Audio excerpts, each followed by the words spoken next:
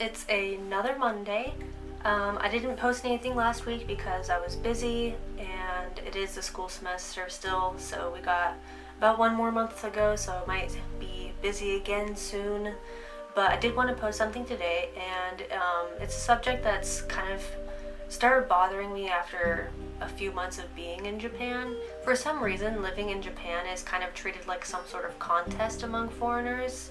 And I don't know if this is how other countries are treated, so if you have lived in another country and have or have not seen similar behavior, let me know down in the comments because I'm really curious. There's a different way how foreigners approach each other in Japan, and it's very closed off and almost aloof depending on several factors.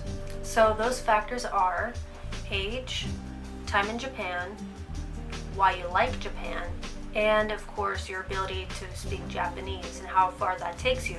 Age is kind of like a 50-50 thing. There are really nice older people who live here and they're very accepting of young people and they want to talk to them about all sorts of things. And then you have some of the older people who hate younger people living in Japan and they don't like how they have this untainted vision of Japan. They haven't learned how to be jaded like how they are at their age.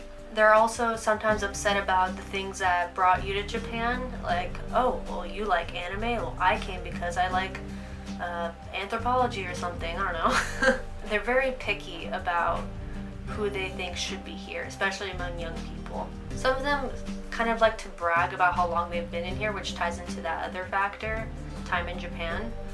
And they use it as a way, well, like, I'm going to tell you this and I'm right because I've been here longer. I've had a very good experience where most older people who live in Japan have been very kind and they like talking about the country and the cool things that they got to do in like the 80s or the 90s. But you may run into some of the super jaded people while you're here. The next factor, time in Japan, can be used by anybody of any age against any other foreigner. And I have to say it's one of like the most annoying things that people try to use to like one up each other, because no matter how long you live in Japan, like everybody's experiences are way different. And there's also this kind of goes with like learning Japanese, but some people can live here for like 10 years and they don't know a word. Then you have the people who like go to like Japanese language school and they like know everything in like 6 months. There's no wrong or right, but the way that some people use those two things, like, oh, well, I'm better at Japanese because of this, or, well, I've been living here longer, so therefore this.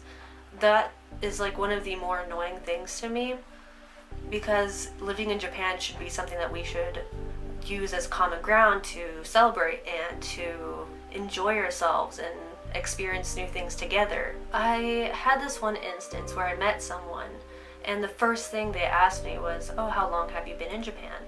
And it wasn't anything about wanting to get to know me, they just wanted to know the fact of like how long I have been in Japan so they could use it against me as like some way to explain to me something that they thought I should I should learn from them. And I've also had instances in public settings where I'm with other foreigners and we all know some degree of Japanese, and there was an issue, and it was a very clear, simple question, but the waiter had done this thing that even if you're speaking Japanese, they will not understand you because for some reason they can't connect the non-Japanese face to the words that are coming out. After the waiter had just taken my order, after I changed my order, everybody was like, oh, well, you should have done this, or you did this, or your accent is like really strong. It was really humiliating. There was at least 10 people telling me like all sorts of things I should have done, and it wasn't even that big of an issue. If you're not the most perfect at speaking Japanese, it's like you're a bad guy for some reason. But everybody's learning and everybody learns in different ways, and people shouldn't be picked on for that. The third factor I'd mentioned is why you like Japan, or like why you were interested or became interested in Japan. Nowadays, it seems most people become interested or more aware of Japan through anime, and that's not bad. It's like we joke about anime being the gateway drug to Japan, but nobody should be ashamed of that, because there are other people who feel like that it's not sophisticated or it's immature, but it's still a fun way to discover the rest of the culture in Japan and discover new things. So some people will use those kind of interests as a way to belittle you. No matter what brought you to Japan, once you're here, you are able to see so many other sides and facets of culture and subculture here.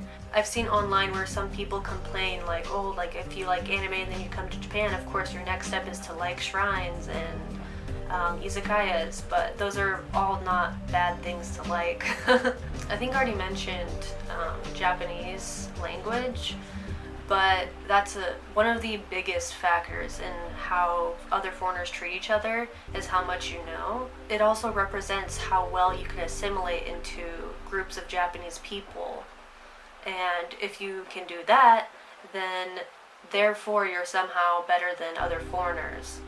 And sure, it's really fun to make Japanese friends, and you get to experience all sorts of new things and different conversation and learn how the Japanese society works, but that's not a reason to belittle someone else. These 4 things are not as important as some people may believe. It shouldn't stop anybody from coming here and enjoying their time, because that was one of the hardest things for me, was trying to meet other foreigners and like realizing that they didn't want to talk to me because I'm not Japanese. It kind of sucked for me, because when I came to Japan and I tried meeting other foreigners, like I like the idol events, I would go there and I would see other girls and I would try to meet them and talk to them, but I'm not the person that they wanted to talk to.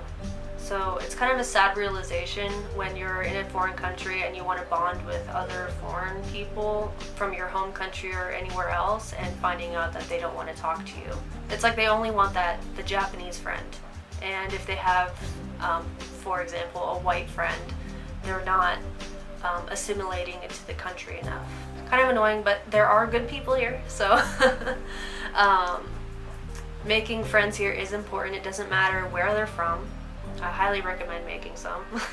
Anyways, so I just want to say that the things that people will use to try one-up each other in this kind of Japanese contest is their age, their time in Japan, the reason why they're in Japan and what they're interested in, and of course how well they can speak Japanese. All of those things are have beneficial aspects about them, but they shouldn't be any barriers from how you meet and treat other foreigners living in Japan. So anyways, maybe I'll see you next Monday. Hopefully I'll be surviving school by then. We'll see. Before I forget, I want to do a little Terraria update. And I want to tell you that I found a piece of moss, because it's been raining a lot. It's actually raining right now too. It's really humid.